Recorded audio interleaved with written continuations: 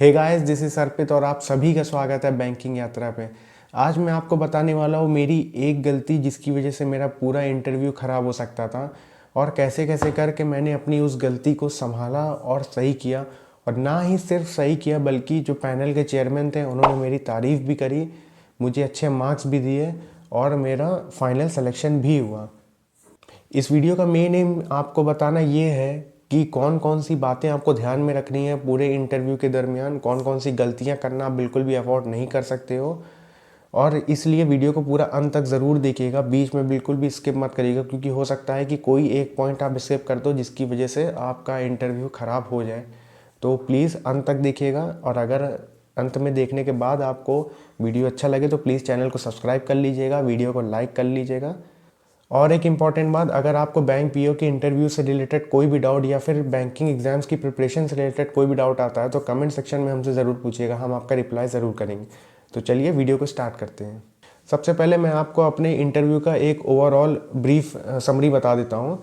लखनऊ में मेरा इंटरव्यू पड़ा था, तो as usual time before time मैं पहुँच गया था इंटरव्यू से।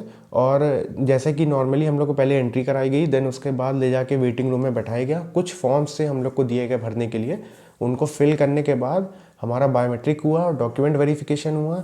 देन उसके बाद अलग अलग रूम्स थे और हर रूम में एक पैनल बैठा हुआ था जो इंटरव्यू कंडक्ट कर रहे थे। तो मुझे भी इस तरह हम लोगों को मतलब बताया गया कि आपको इस रूम के बाहर जाना है, इस रूम नंबर 4 रूम नंबर 5 के बाहर जा करके वहाँ चेयर्स लगी हुई थी, वहाँ बैठना है। और सबको अलॉट कर दिया गया था, तो हम वहाँ बैठे, वन बाय वन हमारा इंटरव्यू हुआ और लगभग 10 से 12 मिनट मेरा इंटरव्यू चला था। देन उसके बाद बाहर आए तो कोई भी ऐसी फॉर्मेलिटी नहीं थी, ना ही कोई सिग्नेचर या एनऑल ऐसा कुछ नहीं करना था। तो बाद में मैंने पूछा भी कि कुछ आपका बचा है तो नहीं, उन्होंने कहा कि अब आप जा सकते हैं। तो इस तरीके से मेरा इंटरव्यू कंडक्ट हुआ। ठीक, अब मैं आपको बताऊंगा कि कौन कौन सी बातों का मैंने ध्यान दिया जिसकी वजह से मेरा इंटरव्यू सही गया, और एक गलती जो मैंने करी थी जो आपको बिल्कुल भी नहीं करनी है। सबसे पहली चीज़, मेरा लखनऊ में मॉर्निंग शिफ्ट में इंटरव्यू था। उस दिन दो शिफ्ट में इंटरव्यू हो रहे थे, एक मॉर्निंग में और एक आपका आफ्टरनून में। तो मॉर्निंग शिफ्ट में मेरा इंटरव्यू था, तो एज़ यूजुअल मैं टाइम से आधे घंटे पहले पहुंच गया। ये चीज़ आप भी ध्यान रखना, इंटरव्यू जिस दिन होगा आपको जो टाइम दिया जाएगा रिपोर्टिंग टाइम, उससे थोड़ी देर पहले ही पहुंच जाना। क्योंकि मेरे सामने तो नहीं हुआ ऐसा, बट हो सकता है कि आप जाम में या फिर किसी रीज़न से 10-15 मिनट या फिर थोड़ी देर लेट हो जाओ तो आपको एंट्री ही ना मिले।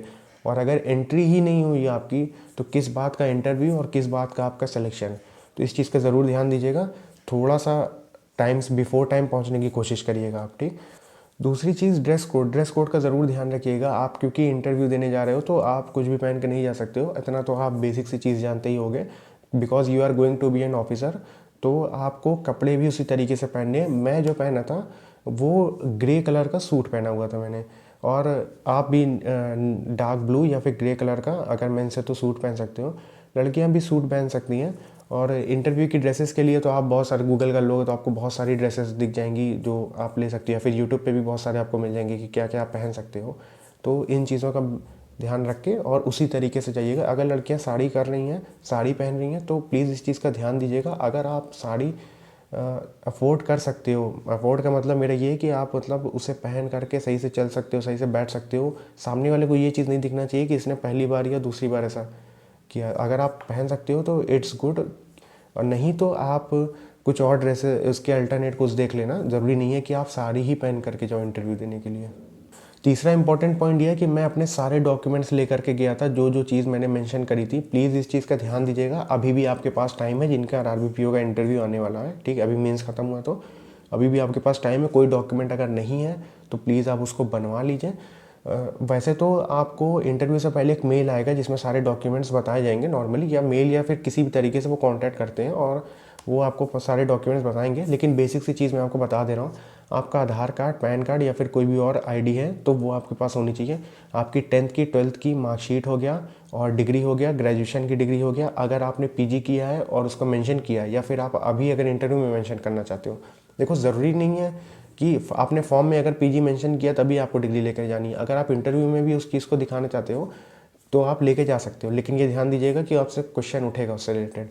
तो पीजी की अगर आपकी मार्कशीट होगी, डिग्री होगी, आप ये सब चीज़ें सबकी ज़ेरॉक्स रख लेना। कुछ फ़ोटोज़ अपनी पासपोर्ट साइज़ ले लेना, ग्लू रख लेना है क्योंकि फ़ोटोज़ कई जगह चिपकानी पड़ेगी, तो पता नहीं मिले ना मिले वहाँ पे, वैसे तो नॉर्मली मिलता है लेकिन सेफ साइड के लिए अपने पास रख लेना। ये बेसिक से डॉक्यूमेंट्स हो गए।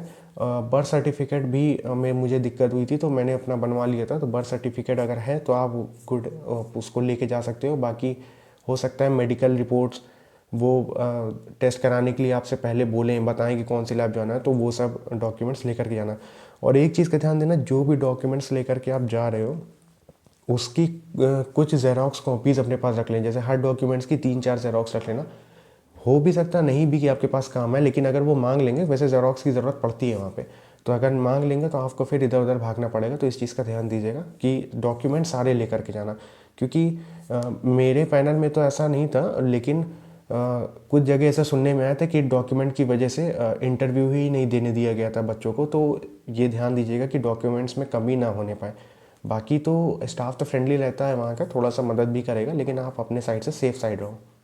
ये बेसिक सी चीज़ें थी जो आपको इंटरव्यू आपके कंडक्ट होने से पहले आपको सारी बातें ध्यान में रखनी है। अब बात करते हैं कि मेन इंटरव्यू जब आपका होगा तो एक चीज़ का ध्यान दीजिएगा कि जब जैसे मेरा इंटरव्यू हो रहा था तो एक चेहरे पे लाइट स्माइल थी मेरे।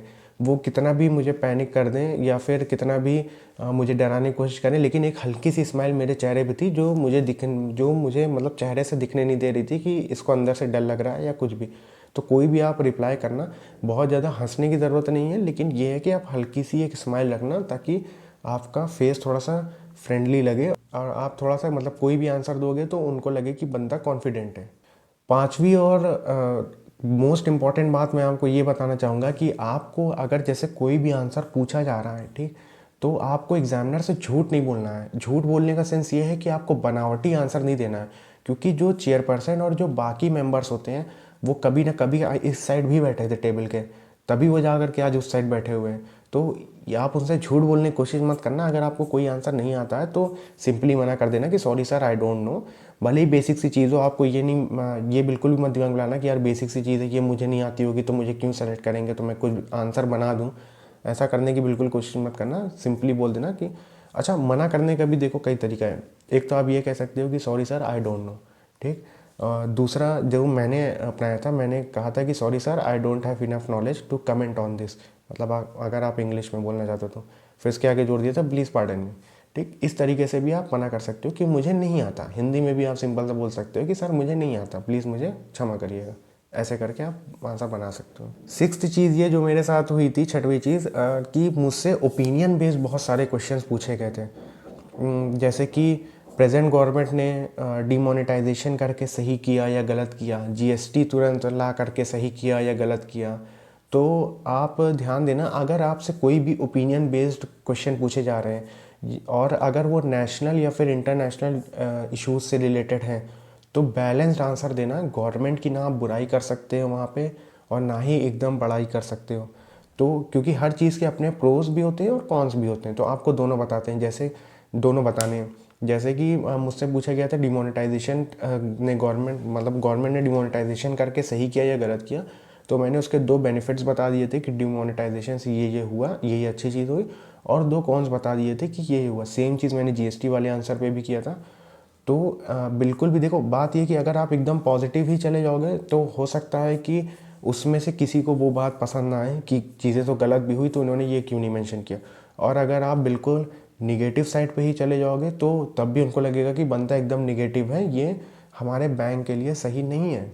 तो एकदम बैलेंस्ड आंसर देना ताकि आपका जो इमेज है वो न्यूट्रल बने कि ये बिल्कुल न्यूट्रल है, इसको नॉलेज भी है और ये न्यूट्रल बंदा भी है, ठीक है। सातवीं चीज़, ये चीज़ ध्यान में रखना कि जो आपकी एंट्री होगी, एंट्री इन द सेंस जैसे कि आप रूम से जब आप अंदर घुसोगे, चेयर होती है बीच में, मेरे में क्या था कि रूम था लगभग 10 कदम की दूरी पे गेट था उसका, ठीक, बड़ा सा रूम था, हॉल टाइप का। और 10 कदम से चल के आज जब आप आओगे तो आपकी चेयर थी और जस्ट सामने इस साइड पे पैनल बैठा हुआ था। तो जैसे मान लो मैं बैठा हूँ, ये मेन सेंटर पे चेयरमैन थे, राइट साइड में 2 मेल मेंबर थे, लेफ्ट साइड में उनके जस्ट बगल में एक मेल मेंबर थे और सबसे आखिरी में एक वुमेन बैठी हुई थी, एक लेडी बैठी थी। तो वो एक लौती ही फीमेल स्टाफ थी उसमें, उस पूरे पैनल में। तो ध्यान देना जब आप एंट्री करोगे वहाँ से, तो जैसे ही आप हल्का सा, पहले आपको तो पूरा गेट ऐसे नहीं खोल देना, ठीक, हल्का सा आप गेट खोलोगे, इतना कि आपका हल्का सा बॉडी और सर अंदर जा सके, आप उतना खोलें। तो आपको पूरा अंदर नहीं आ जाना है, आपको पहले पूछना है कि सर मे आई कम इन और सर गुड आई कम इन, ठीक। फिर वो बोलेंगे यस यस आइए, तो आप अंदर आओगे, घूमोगे वापस से और डोर को वापस से बंद करोगे, ठीक। वो डोर को आपको ऐसे बंद करके आना है, बंद करना है। ऐसा नहीं कि आप ऐसे घुसे अंदर और मतलब उस डोर को छोड़ के और चलते चले आ रहे हो, नहीं। आप घूमोगे, ये एडिकेट्स होते हैं, मैनर्स होते हैं। आप डोर को वापस से बंद करोगे, देन आप चल के उसके बाद चेयर के पास आओगे और डायरेक्ट आके बैठना नहीं, पहले सबको विश करना, हल्का सा बेंड होके विश करना। और ये ऐसा नहीं है कि जैसे 5 मेंबर बैठे हैं तो आपको सबको good morning good morning good morning एक करके, नहीं। आपको एक ही बार में गुड मॉर्निंग सर या गुड मॉर्निंग टू ऑल बोलना है और हल्का सा सबकी तरफ नज़र घुमा लेना, तो प्लीज़, तो उसके बाद वो सभी रिप्लाई करेंगे कि good morning, please have a seat. उसके बाद आप बैठ जाना और थैंक यू बोलना, ठीक है। फिर आपका इंटरव्यू चालू होगा। अब देखो मेरे साथ क्या हुआ था, मैं आपको बताता हूँ। होता क्या है ना कि हर एक चीज़ जैसे आप रट के चले जाओ तो कहीं ना कहीं अगर कोई बात अपोजिट हो गई या फिर कुछ चेंज हो, क्योंकि हम ह्यूमन्स हैं, मशीन तो है नहीं कि सब कुछ एग्जैक्ट, कंप्यूटर तो है नहीं कि प्रोग्राम डाला और सब कुछ उसी के हिसाब से हो जाएगा, कुछ चेंजेस हो जाते हैं। मैं जैसे ही एंटर किया मैंने पूछा सर कुड आई कम इन, तो उन्होंने बोला यस प्लीज़। जैसे ही मैं घूम के गेट को बंद कर रहा था उन्होंने कहा आइए अर्पित जी आइए बैठिए।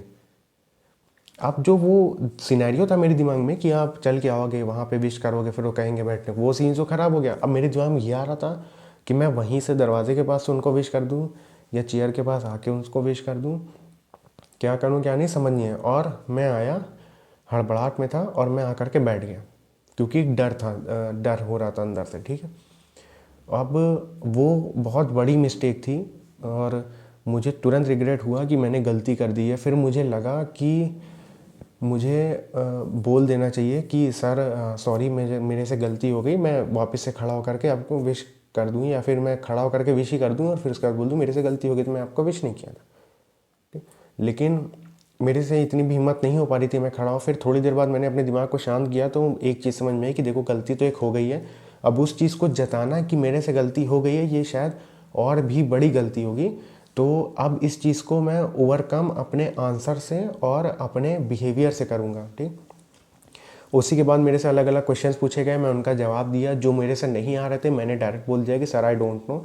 जैसे कि एक बेसिक सी चीज़ बताता हूँ आपको, शुरुआत के अगर 2-3 आंसर अगर किसी को नहीं आते हैं तो वो पैनिक हो जाता है, कोई भी बंदा हो, ठीक है।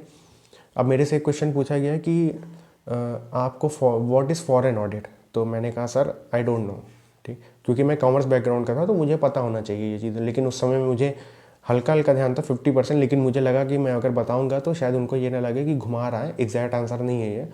तो फिर मैंने सीधा बोल दिया कि sorry sir I don't know.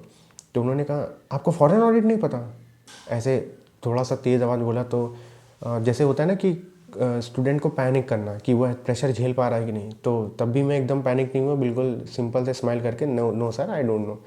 तो फिर उन्होंने खुद मुझे बताया कि क्या होता है। तो इस तरीके से 2-3 आंसर थे जो मैंने कहा कि sorry sir I don't know please pardon me, या sorry sir I don't know I don't have enough knowledge to comment on this.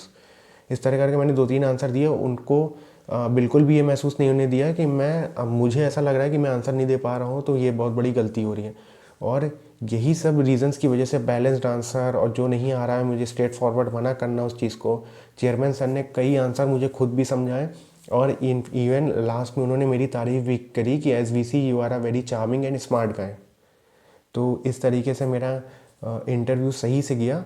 और फिर मैंने वो चीज़ मेंशन नहीं करी कि शुरुआत में मेरे से वैसा हुआ था। आप देखो एग्जिट पॉइंट के लिए उन्होंने कहा कि ये हो गया, और चेयरमैन सर ने और किसी से पूछा कि आप सबको किसी मतलब जो पैनल के बंदे बैठते हैं और उनसे पूछा कि आप सबको किसी क्वेश्चन पूछना, तो उन्होंने मना कर दिया। तो फिर उन्होंने कहा कि अर्पित जी आप जा सकते हैं। फिर मैं उठा, विश किया। सबसे पहले जो मैम थी उनको पहले विश किया और थैंक यू बोला, thank you ma'am, and then बाकी थैंक यू सर, बाकी सबको देखा, ठीक। उसके बाद फिर मैं चला आया और फिर गेट बंद, जब मैं एग्ज़िट कर रहा था तो गेट ओपन किया, thank you sir thank you ma'am बोला, और फिर सबने कहा ओके ओके, तो आप गेट बंद करके ऐसे मैं चला आया, ठीक। अब देखो जो गलती थी ये मेरी स्टार्टिंग में कि मैं आया और मैंने विश नहीं किया, ठीक, ये बहुत बड़ी गलती होती है। क्योंकि आप अगर ऑफिसर बनने जा रहे हो तो you should respect your seniors, you should have etiquettes. और यही सब चीज़ें एडिकेट्स कैसे दिखाओगे आप, इसी तरीके से दिखता है कि आपके पास क्या मैनर्स हैं क्या नहीं, ठीक। तो वो गलती हो गई थी मेरे से, लेकिन जो बाद में मैंने बैलेंस्ड आंसर दे करके और कई सारे आंसरों को बताया, कई सारी चीज़ें, एक लाइट स्माइल रखी, बिल्कुल भी पैनिक नहीं होने दिया, बैठने का पोस्चर मेरा एकदम सही था, ड्रेसिंग सेंस मेरा सही था, उसकी वजह से मेरा इंटरव्यू मेरे फेवर में चला गया। ठीक, तो मैं आपको बस ये बताना चाह रहा हूँ कि अगर पहले तो ऐसी कोई भी गलती मत करना, ठीक है। अगर कुछ ऐसा हो भी जाए आपसे गलती, तो बिल्कुल भी उस चीज़ से पैनिक नहीं होना, घबराना नहीं बहुत ज़्यादा। नॉर्मली आप आंसर देते जाओगे, क्योंकि पैनल भी ये चीज़ समझता है कि बंदा पहली बार बैठ रहा है तो थोड़ा सा इश्यूज़ तो होंगे ही। नॉर्मली आप आंसर देते जाना, सब कुछ सही होगा, अपने ऊपर कॉन्फिडेंस रखना।